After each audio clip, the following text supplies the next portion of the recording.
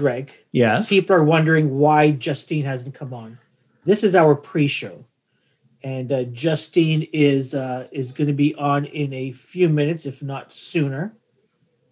But you and I take this time to make sure that our volume works, our sound is good, that our hair is coiffed neatly, and it also gives you time to research.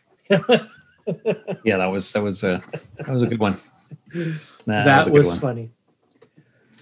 Well, welcome to the pre-show. Welcome to the pre-show. Do you know what tomorrow is? Tomorrow is the 10th of March. It is the 10th of March. Yeah. And why is that a big day? Is that the day the music died? I don't think so. Is it? It's the day something stopped. Concerts? Did concerts stop? Tomorrow will be our last in-person recording of Welcome to the Podcast. 1 year ago. Welcome. So Greg, the show is called Welcome to the Music. What did I say? Welcome to the podcast. Yeah. Welcome music podcast, whatever our social handle is. Whatever it's called. Whatever it's called. Anyway, I'm obviously tired. So yeah, it's 1 year ago tomorrow. We were with Chris Burkett. Yes, the infamous Chris. And that was the last time that we all got together in person to record a podcast. So much has changed. Wow, a year of this. Yep. That's amazing. Yeah. It's really pretty crazy to think of, the people we've talked to over that year, how things have changed, how we had to evolve. We started with Skype and then went to Zoom. Yeah. Did we do Google Hangouts or whatever? Did we try that at all? Well, you're an Android guy, so I'm sure we tried it at one point. And it was shit, so we stopped. Yeah. Even Skype was a challenge. Skype was a challenge. Skype was a challenge to get people on because, not a lot of people were utilizing Skype. Yeah. Well, people used to utilize Skype and then they stopped and they dropped it. And then when we told them to go to Skype, they're like, oh, where's Skype? Oh, I don't have Skype on my computer anymore. Yeah. What was my password? I remember Biff had such an issue trying to log in because she couldn't remember. I can't remember, was it her username or her password or whatever. Right. That is right. A lot has changed. I think this upcoming weekend was also the anniversary of the Junos being canceled.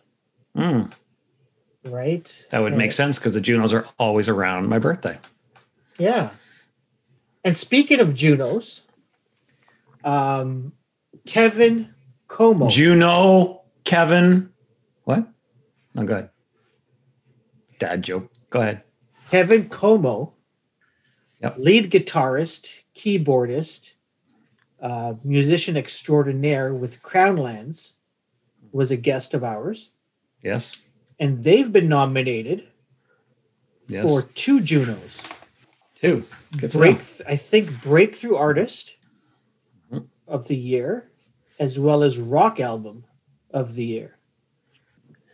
Well, congratulations to all of the nominees, whether it's for a Grammy, whether it's for a Juno, or whether or not you are continuing to just survive.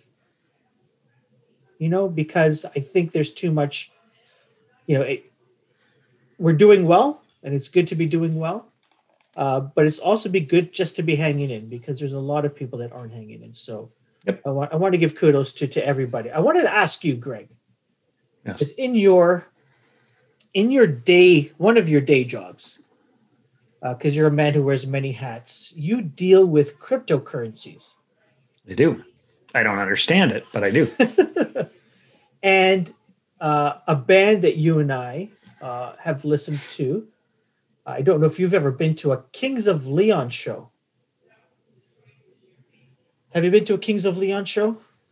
You would not find me at a Kings of Leon show. You would not be. But you've heard their music. Yes, I've heard their music. All right. Good. Just the way you said it was like, don't ever catch me. They've done something really interesting, and there's a lot of musicians that have that are doing interesting things in cryptocurrency, specifically this NFT, I think it's called fungible token, an NFT. So you being the cryptocurrency expert among the two of us, as far as you understand, what are the Kings of Leon doing, and what does this mean for music? So thankfully, and coincidentally this morning, I was listening to Alan Cross on the Humble and Fred show. Ah, yes. On Humble and Fred Radio. And they were talking about this because much like you and I, they're older dudes. In fact, they're older than us. Yes, they are. All of them. And Alan was trying to explain what an NFT. NFT? NFT. Yes, NFT. Yeah. NFT was.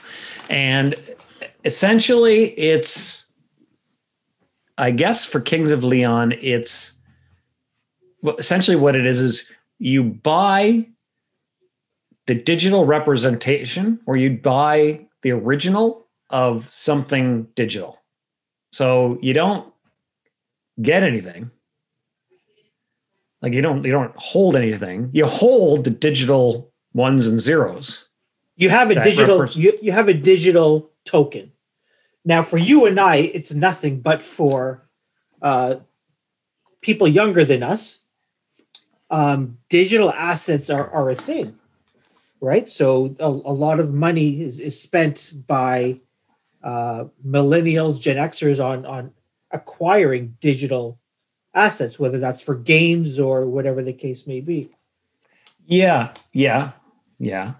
But in this case, and I guess it can be copied, but whoever copies it, it's never like it could be the artwork. Yeah, see, I shouldn't have asked you this question. I thought you'd be up to speed, Greg. No, I have no idea. I honest to God, I'm just regurgitating what I sort of understood Alan Cross explained to Humble and Fred, who had no idea. In fact, one of the things that was interesting about the Kings of Leon that I will say is that there was, I guess, gold tickets, and people were buying them for or gold tokens, whatever you want to call it, and people were buying them for like $90,000, $100,000, tens and hundreds of thousands of dollars. Yeah. And so basically you get the digital asset, whatever that is. And you also get, for example, front row tickets to a concert or something like that. Yeah. The holder of these tokens is eligible, not eligible, but they get 4 front row tickets to every tour that the Kings of Leon do. I think this one, they get the album, like vinyl copy. You get a digital copy. You get other audio visual components, so whether that's videos or other digital arts, you get access to that. You are able to resell it. And when you resell it, a portion of that goes to the band, a portion of it goes, theoretically, you can program it this way. That a portion of it will goes to the band, a portion of it goes to a charity if they want to. And then a portion of it goes back to the person that has sold it. Right. And there's a limited number of tokens. Sorry, there's a limited number of these tokens. So it's not sold to whoever wants it all the time. Yeah, I understood it that it was not to every show, that it was to one show. So Fred's comment was it is disposable. Every tour. So if they end up doing only one tour, and breaking up, then that's you've sort of bought one tour. But if they end up doing 5 more tours, you've got 4 front row. And not only that, but you get first class experience. So you get limoed to the concert. You get a private meet and greet at the concert. You get a concierge at the concert. And you get one item of everything that's being sold in the, so one t-shirt, one hoodie, like everything that they sell of their merch, you get one item each there as well. So now this is specific to Kings of Leon, but thankfully that's on the blockchain, because could you try to managing that without the blockchain? Whew. Yeah, we don't have enough time now to explain what the heck a blockchain is, but that's the pre-show, Greg.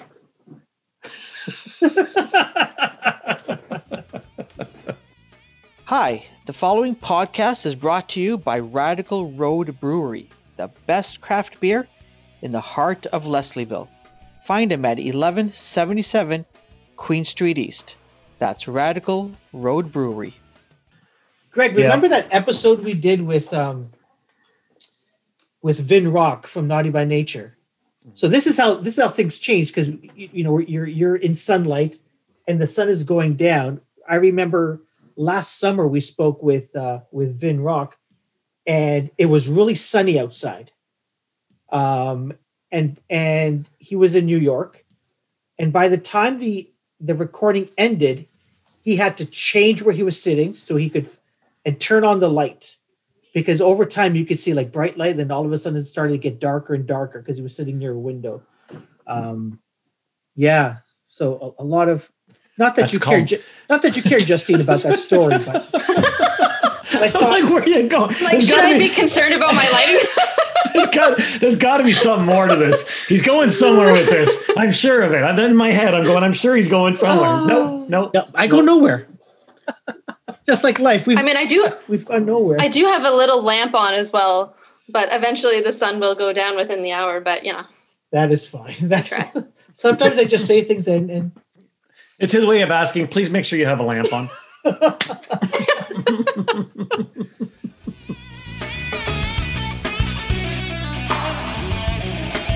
Hi, I'm Justine Giles. I'm a singer-songwriter originally from Sudbury, Ontario, and I'm currently in Calgary, Alberta, and this is Welcome to the Music.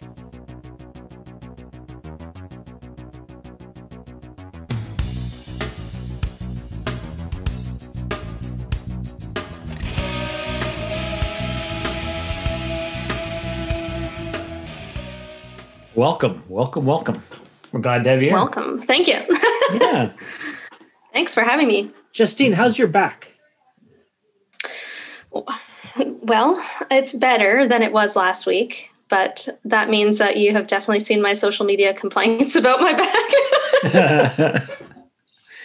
I try to keep it positive, but when you're in constant pain, it's hard, right? It's hard to be in a positive state of mind when your body is not cooperating. So I feel for anyone that has like legitimate health problems on a regular basis, because it is tough. Was this like what happened to you? The funny thing is I literally just woke up one day and couldn't really move properly. Like, I just pulled my back from doing nothing. From sleeping. And I just feel like a granny. I don't know. And then I kept just twisting it weird throughout the day and lifting heavy things I shouldn't be lifting, and then it would get worse. And so, I'm not quite sure why that happened. I've had back issues in the past, but I haven't in years. So I don't really know what happened. I just kind of woke up one day and it was sore. So Kareem and I would call that aging. I know, right? I'm just getting old. I mean, we're a lot older than you. So, I mean, but yeah, pretty much. Yeah. I mean, I'm an old soul, so I've always felt old. So to be fair, growing up, I talked to my teachers on recess instead of my classmates, because I just thought it was better conversation. So maybe now my body is just catching up and just trying to make me feel old. Oh my. I don't know, but it lasted over a week. It just started to let up today, which is over a week. So, well, good. Hopefully by the time this goes live, you'll be perfect. Fully recovered. Yeah. Yeah, hopefully. Nice. So now, did you move to Calgary over the past year, or did you relocate there prior to all of this madness? Yeah, it was right before, a couple months before the pandemic. So it was late 2019. And I was very lucky because I came out here for a visit first before I moved. Okay. I would say spring of 2019, and met up with some of my artist friends that I originally met in Toronto.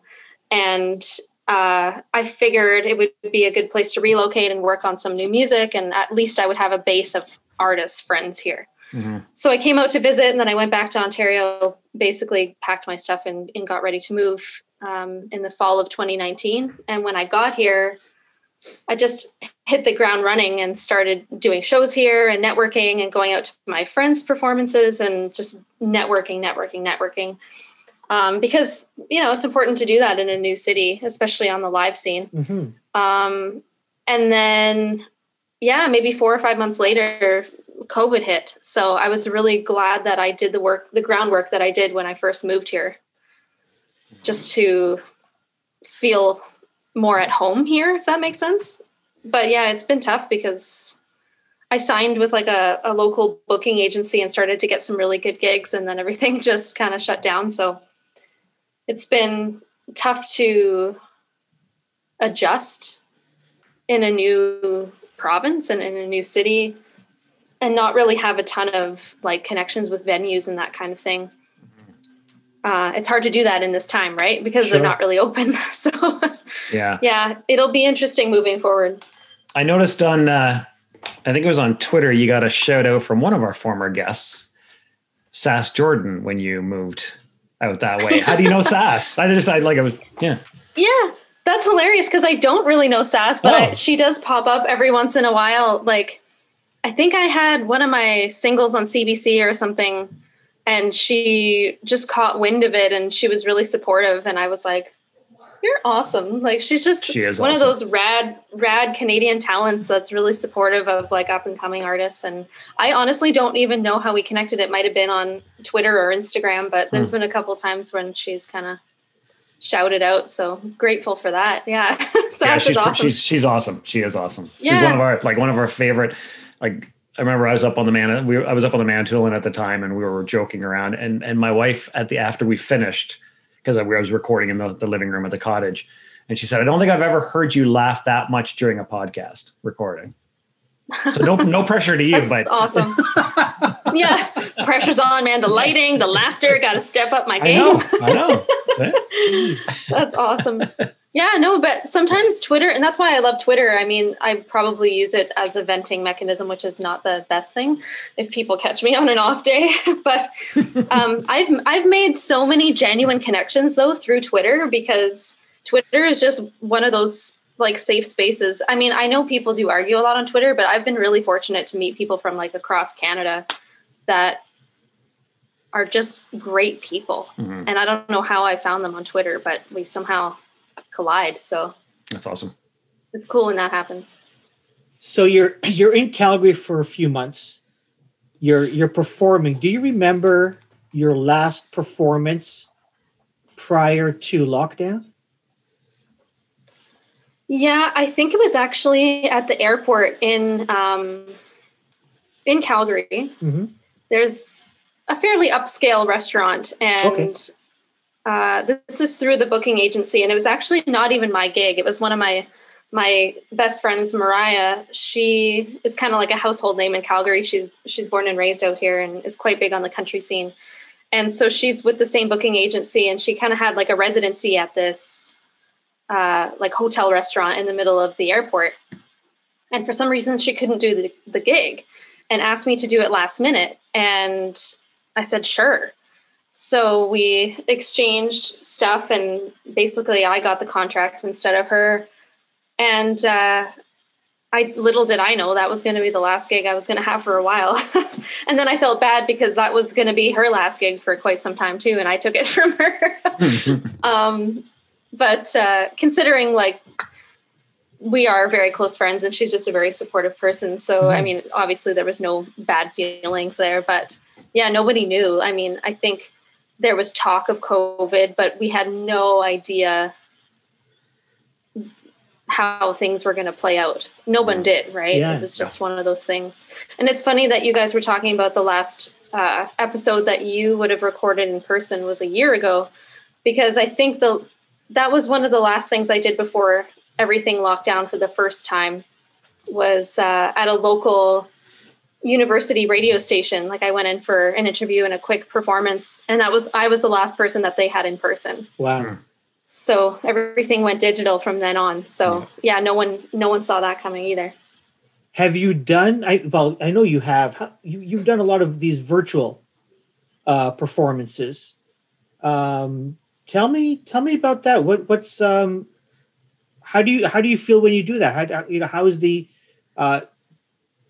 one thing that I understand is that there's no immediate feedback, but I'm really curious about how you feel as you're performing to a camera, in essence. Yeah. It's an interesting question because there's different dynamics. There's been a couple instances where I've done some live performances or some video, just like music videos. And it's interesting when you do it in an empty venue, especially a live stream, because that's the last one that I did was actually like a partnered show. And there's a local like booking app essentially called Stagehand. And they were hiring people to do a live stream in an empty venue with a mask on. And it was Facebook Live. And yet it was just so strange because there was people watching live, but I didn't know what they were saying. Yeah. So that's a different feel from doing it, say, here, in my living room, because there was like a stage and lights and cameras and I knew it was live, but at the same time, you feel kind of weird after you finish a song because it's just like dead silence. Do you prefer? So, yeah. Do you prefer that from like? You'd rather be at home, at least in front of your computer, where you can see people chatting and you can chat with them, versus that? I don't know.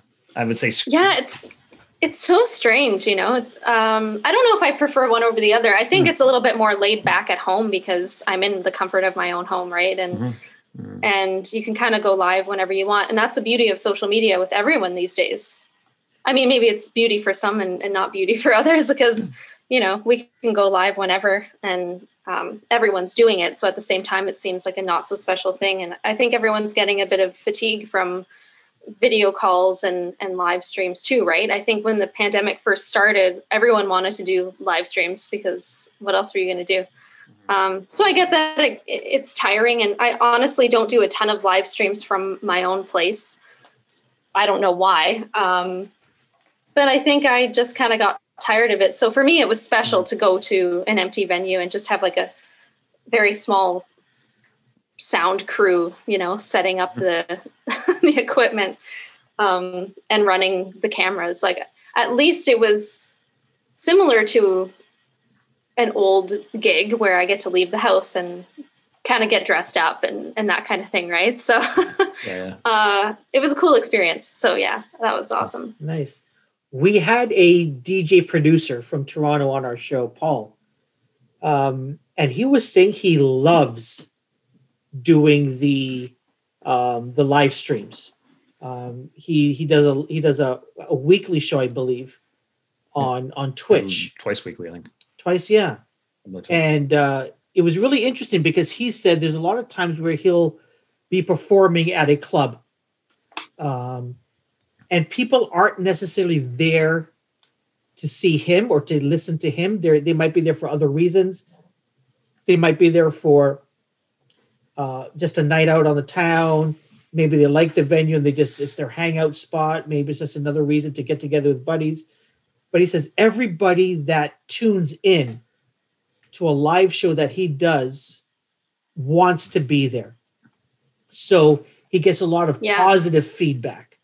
Where if he does something live, he rents out a place, and even if he sells it out, he says there's a lot of people there that aren't necessarily there to hear him or hear his music, but are just there, just for the sake of it. And he might get like negative vibes, but he says 100% of the time when he's at home doing a show, everybody loves it.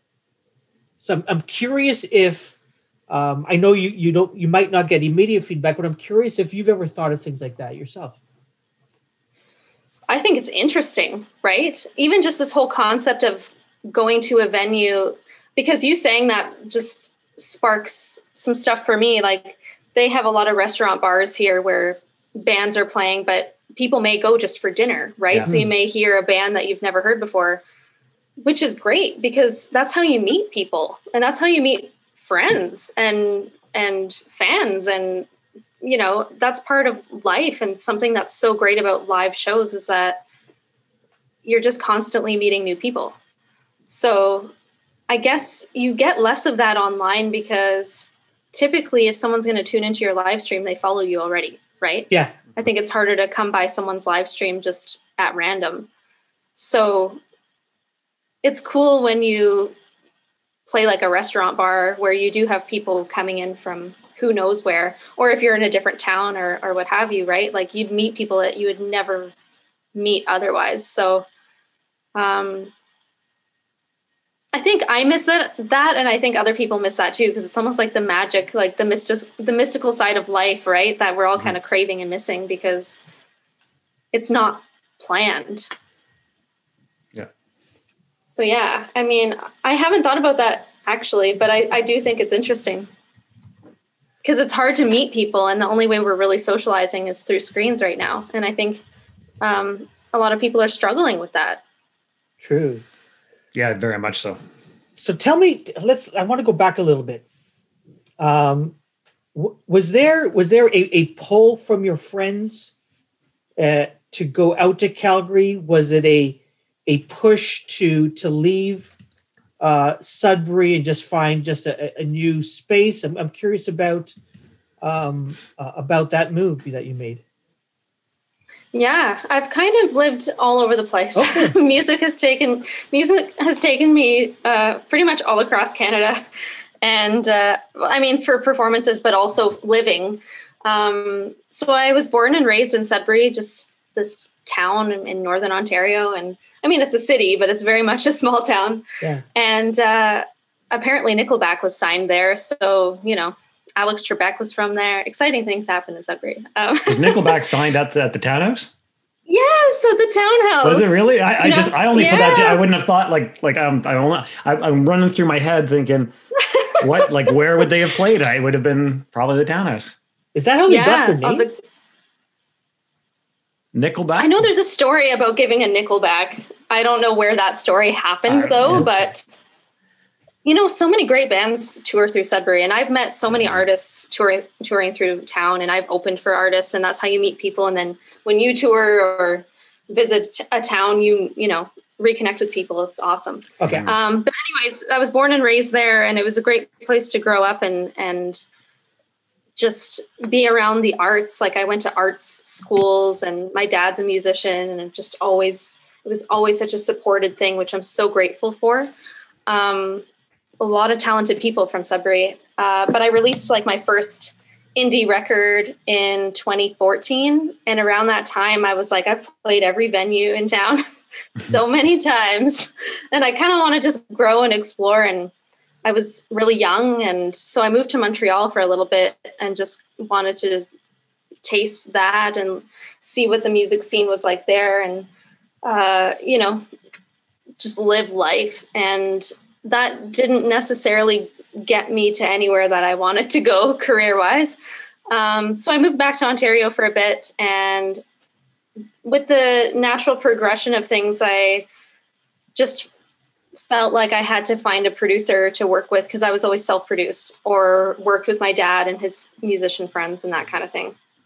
So eventually I found a producer to work with in Toronto who was originally from Sudbury. So it seemed like the worlds kind of collided. And he was also involved with this program called Canada's Music Incubator, which I ended up moving to Toronto to take. And this program was awesome. And they run it a couple times a year, and they take artists from across Canada. You apply, it's kind of like school. Mm-hmm. And you show up, and it's like an intensive program, like 2 to 3 months, 9 to 5. And that's your life. So you network and meet people from the industry and work on your craft and all that kind of stuff. And so that was a big changing point in my life, really, not just career-wise, but personally, because I met some of my best friends to this day, like from Alberta, from BC, and everyone just was in this hub. So we went through a lot together. And a couple years went by, and I just found that Toronto wasn't necessarily my forever home. And I just felt like I needed a change personally and professionally. And so I came out to visit Calgary, and I thought, well, at least if I move here, I have a base of people and I'm not totally alone. And also the industry people that I met fly out here because I started running this music program out here as well. Mm-hmm. So it just kind of seemed like the natural next step for me to take. And so I just I didn't have anything to lose anymore. I wanted to work with new people. Like I wanted to co-write with new people and record new stuff out here. And I also love the mountains. Like the Rocky Mountains are my favorite. So yeah, I just kind of came out here, and it was the next natural progression. So your story just skimmed across about 4 different topics that I want to cover.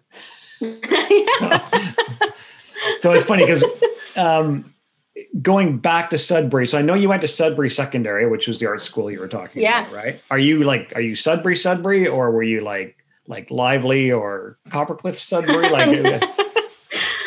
I love that question for so many reasons, but it's so funny. Yeah, because it's the greater city of Sudbury, which does pull in from like so many different places. And I assume because you went to Sudbury Secondary, that you could have come in because it's the art school. And absolutely. Yeah. Yeah. And I understand you also are you still working with the Rainbow Board in terms of like musical performances and motivational speaking? Are you doing that?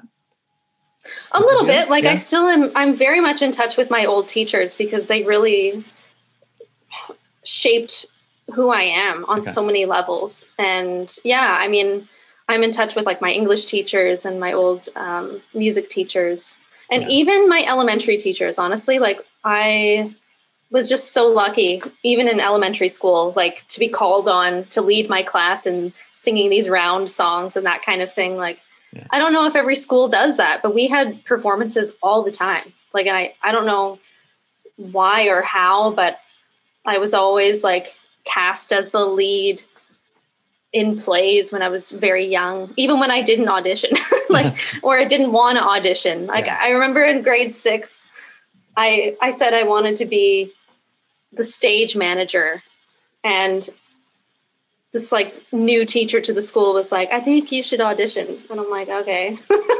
But I really wanted to work behind the scenes. And then I ended up getting the lead, and all the girls who auditioned and really wanted the lead role were so pissed. That's funny. That's funny. I don't know. And it's just always been in my bones, I guess. That's cool. And you also touched on your debut album when you're up there. Am I right? You did some crowdsourcing or crowdfunding to support the debut album? I did. And I was actually just talking about this recently because, life goes on and you forget about those things, but it's unreal when you look back and you see the support, because we exceeded the goal. And it's just so wild to think about. Like I was probably like 19, and my dad was very, very gracious and helpful in terms of like funding and helping, because a lot of his friends played on the record for free or for like a couple $100. Yeah. And I was like, how are we going to fund printing records or not even records, but just CDs? Like getting CDs made is not cheap. So,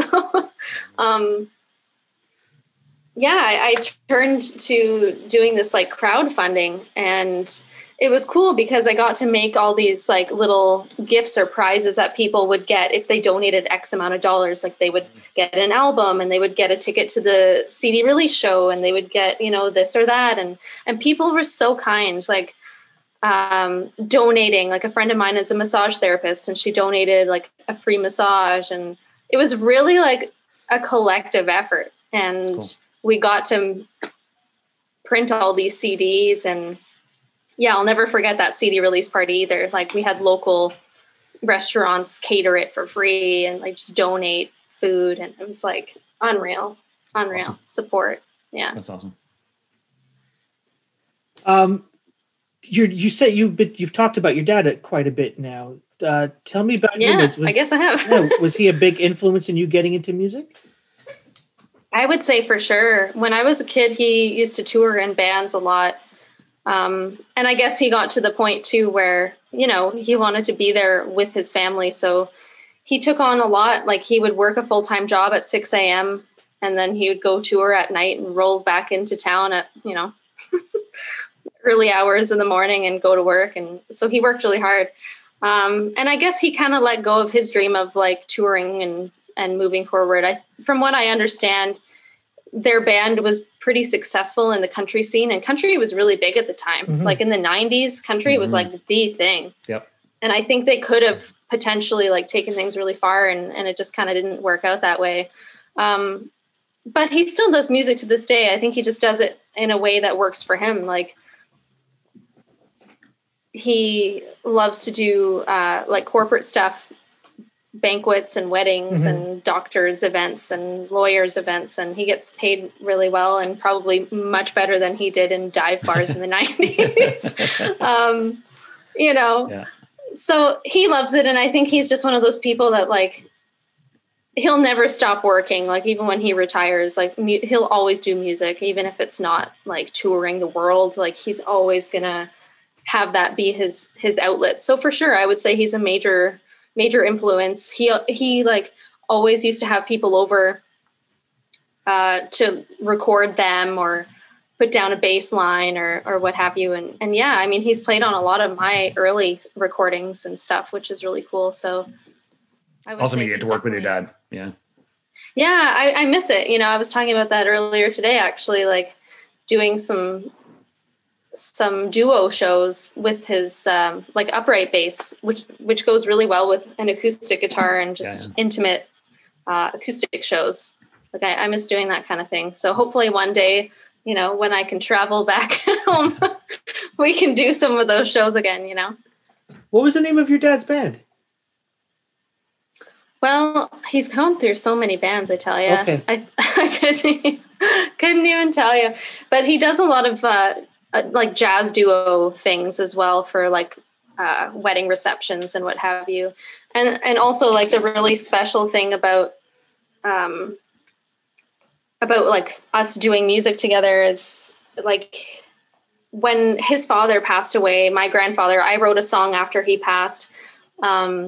And also like his band does like an annual show in memory of my grandfather, which is really cool too. So nice. Music is just a thing that ties us all together, nice. I think, at the end of the day. Yeah, which is really cool. During your short stint in Toronto, you had a chance to play the Horseshoe. I did, yeah. Tell me about that experience. It's cool. I mean, almost nerve-wracking because everyone's like, oh, the Horseshoe, it's legendary. And you're just thinking about all these people that have like graced the stage before you. Yeah, it was a great show. It was, I think it was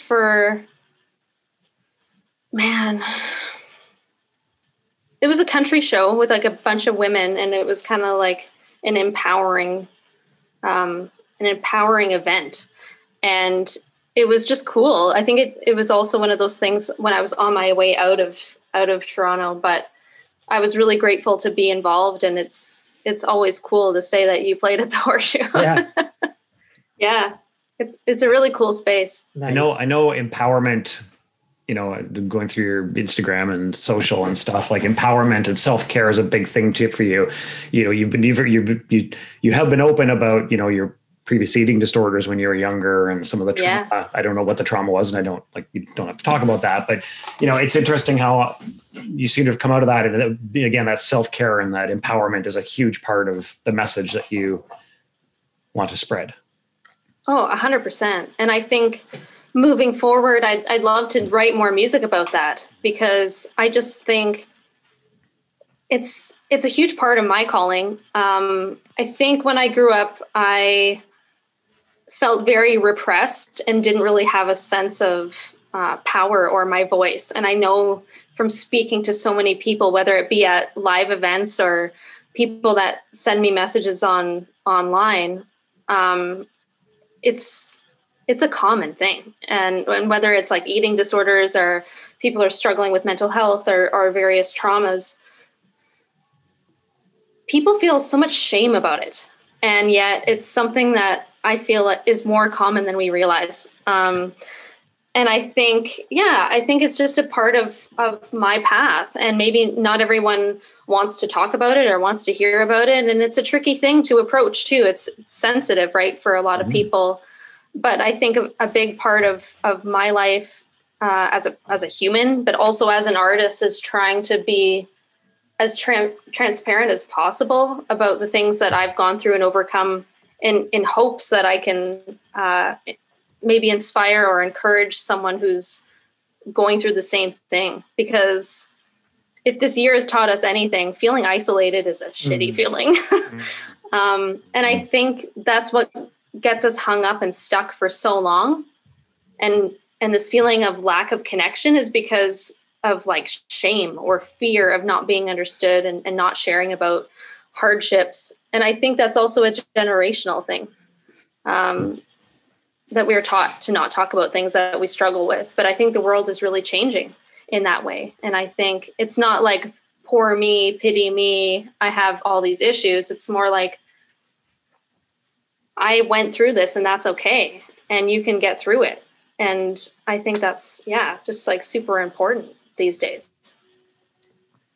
So we have a section, I think is the right word for it, Greg, called segment. Thank you.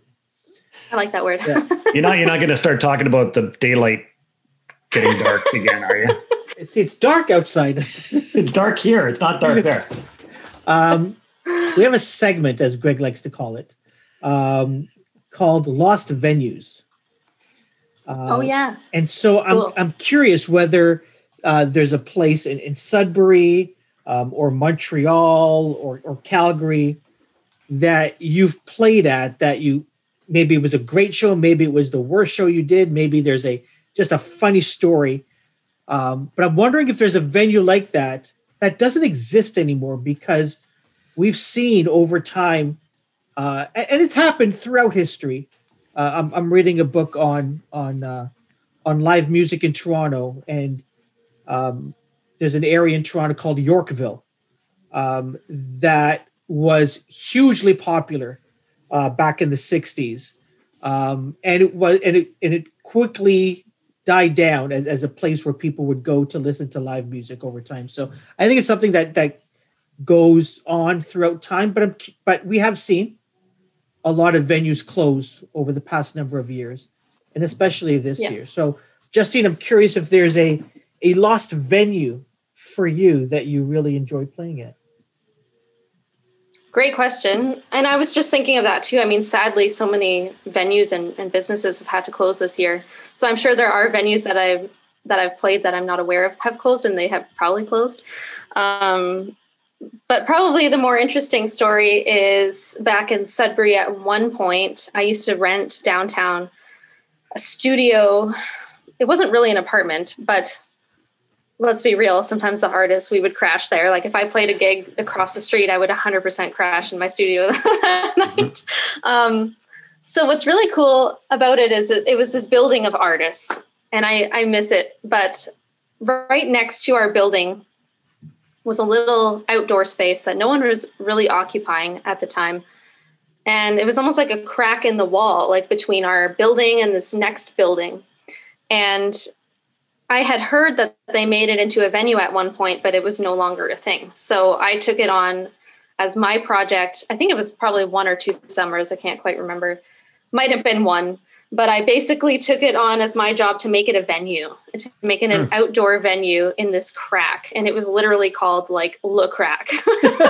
And then people would argue with me and be like, it's supposed to be La Crack, not Le Crack. I'm like, I don't know, but it's just the crack in the wall. That's what it is. So I literally did everything. It was kind of like a messy space, where people put stuff. It's like your backyard or your like your garage where you have random pieces of wood and whatever. And it just had plants overgrown. So I did like all the landscaping, and I put up this like canopy and lights and the whole thing, and set up tables and booked artists to come and play. Oh, wow.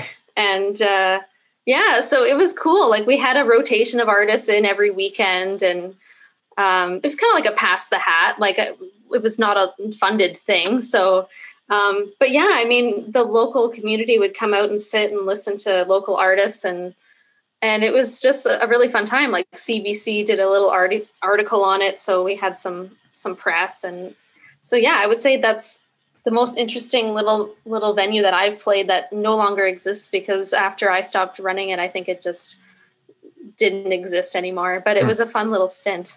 That's cool. What street was that on, or where was that? That was on Durham Street. Oh, okay. Yeah. Cool. So probably like down the street from the townhouse. Like it's a very small downtown area. Yeah, for sure. But yeah, funny. Durham. It's funny because my brother, who's actually a teacher in Espanola, high school teacher in Espanola, he had a play last year right before, well, I guess February. He did Hedwig in the Angry Inch, and he did that at the townhouse.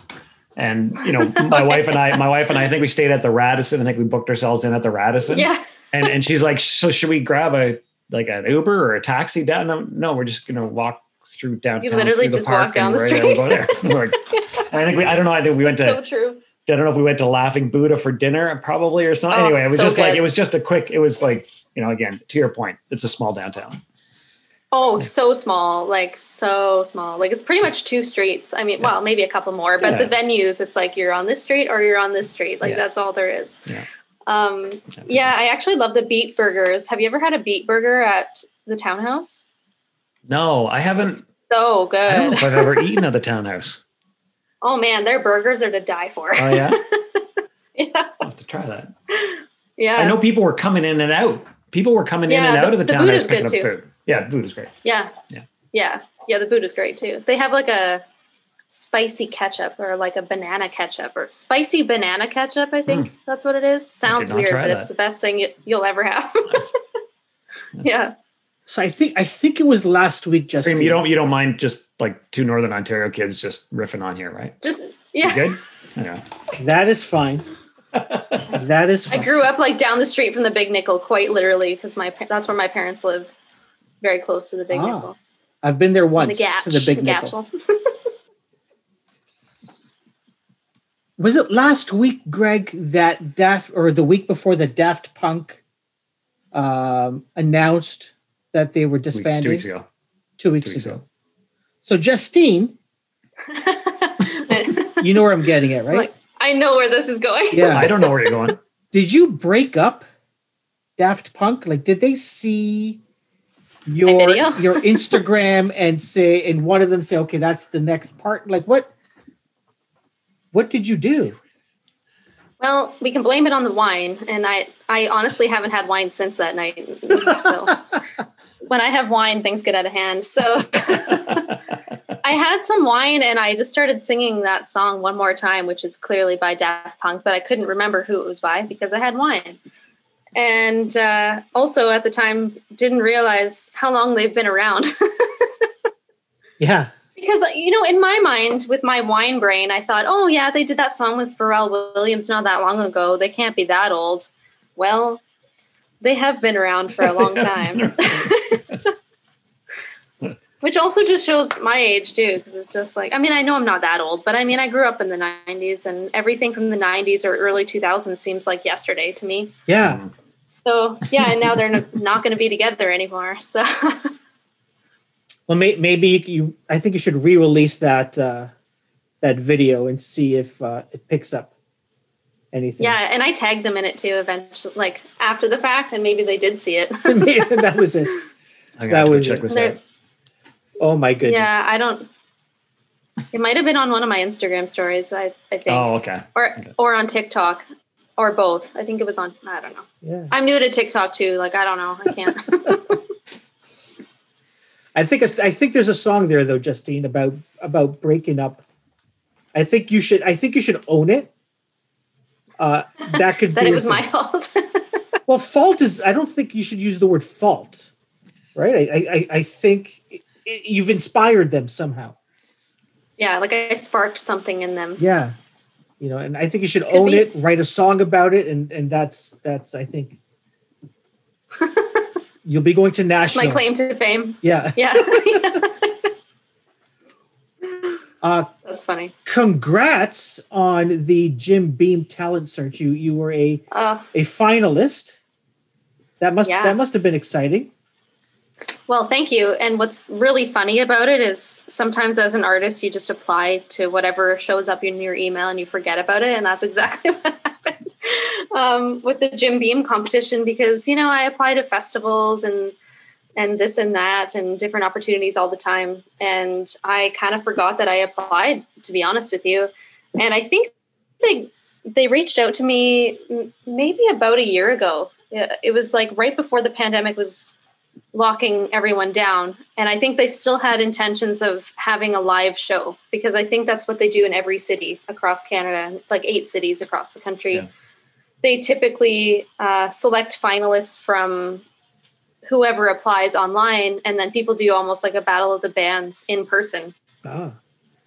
And then essentially what happened was COVID, and they were like, oh, well, I guess we can't really do that this year.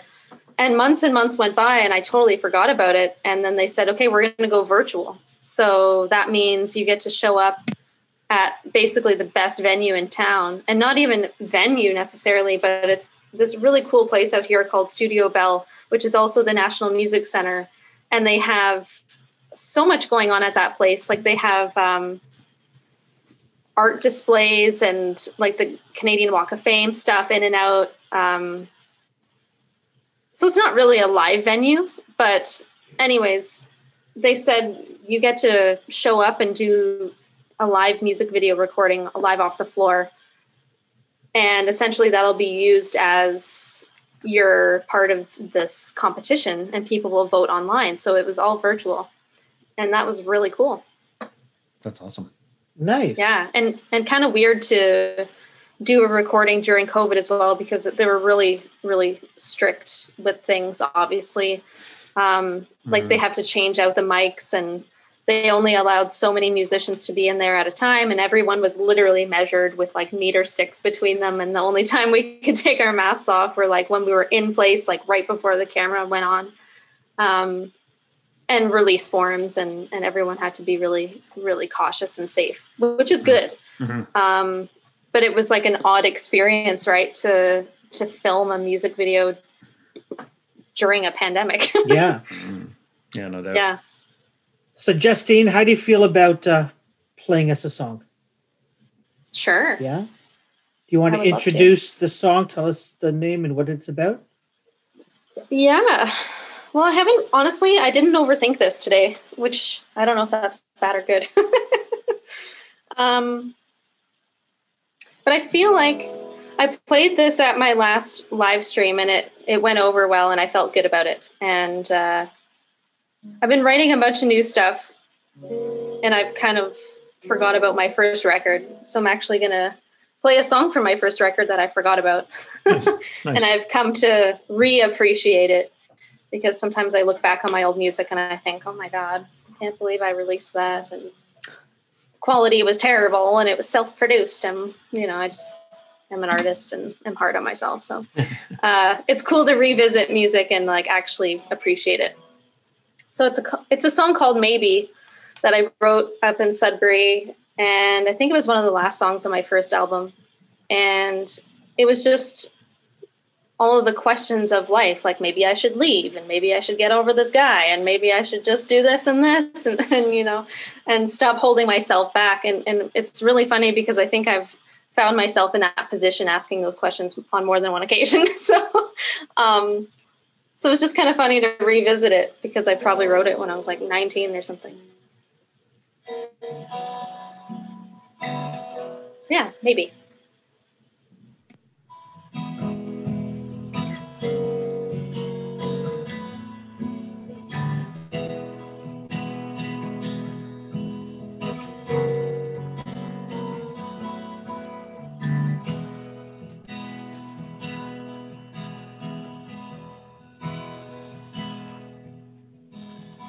Maybe I should be out of faith and start to see that it's not fate. And maybe I should keep my head down instead of looking around and around.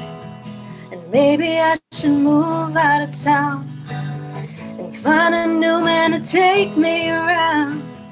And maybe I should be wild and free instead of always thinking about you and me. Ooh, ooh, ooh,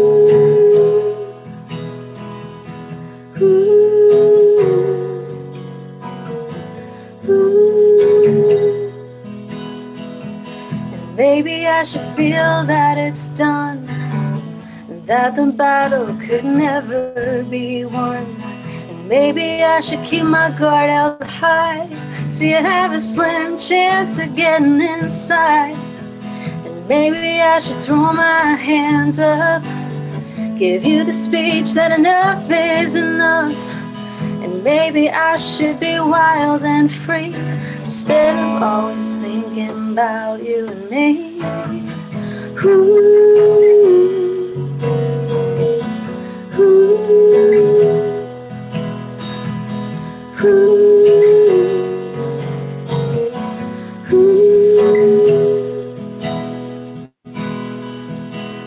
My heart always feels that you and me are meant to be.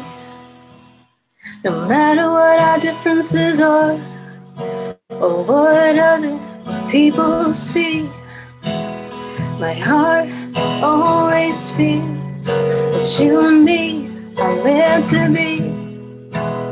No matter what our differences are, or what other people see.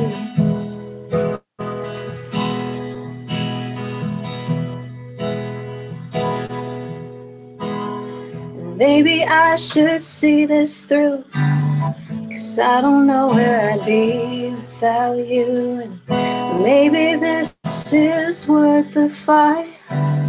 Maybe my heart was always right. Awesome. Yeah. That's an old one. Thanks. Very nice. Very nice. It's one of those songs where it's like, oh, I totally forgot I wrote that. Like, that's crazy. That's great. And you remembered the words. Yeah, well, that's the other thing too. And I'm like, I haven't like really warmed up my voice at all today. Like, That was great. do I remember the chords to my old? Thank you. Yeah, it was awesome. I liked it. I liked it. So you talked about writing some new music. What's coming up for you? Oh, you know what? Today has been a great day because I get to sit and chat with you guys, but also I had a meeting today with potentially a new producer that I'm going to be working with that Fantastic. is interconnected with a lot of my artist friends out here. The craziest thing happened to me earlier because the recording studio that I'm going to be looking at next is called MCC. And the most wild thing happened today.